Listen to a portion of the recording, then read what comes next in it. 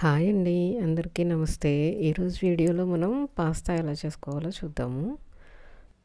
దీనికి కావాల్సిన పదార్థాలు: పాస్తా, చిన్నగా కట్ చేసి పెట్టుకున్న ఆనియన్, 2 పచ్చిమిర్చి,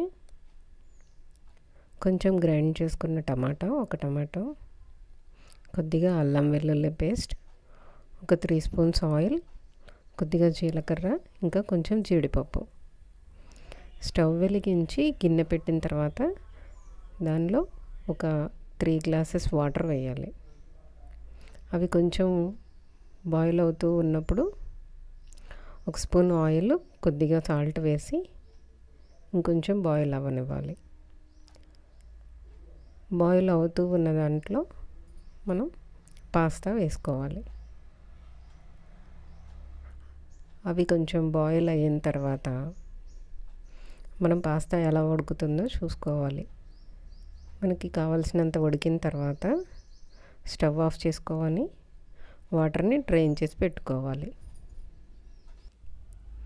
ఇవి బాయిల్ అవ్వడానికి 4 to 5 మినిట్స్లో బాయిల్ అయిపోతాయండి.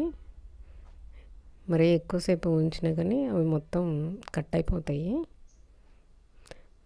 ఇంకా నెక్స్ట్ స్టవ్ మీద గిన్నె పెట్టి దానిలో 2 స్పూన్స్ ఆయిల్ వేసిన తర్వాత జీలకర్ర వేసి, తర్వాత కొంచెం జీడిపప్పు కూడా వేసి అవి వేగిన తర్వాత మనం ముందుగా కట్ చేసి పెట్టుకున్న ఆనియన్ ఇంకా పచ్చిమిర్చి కూడా వేయాలి.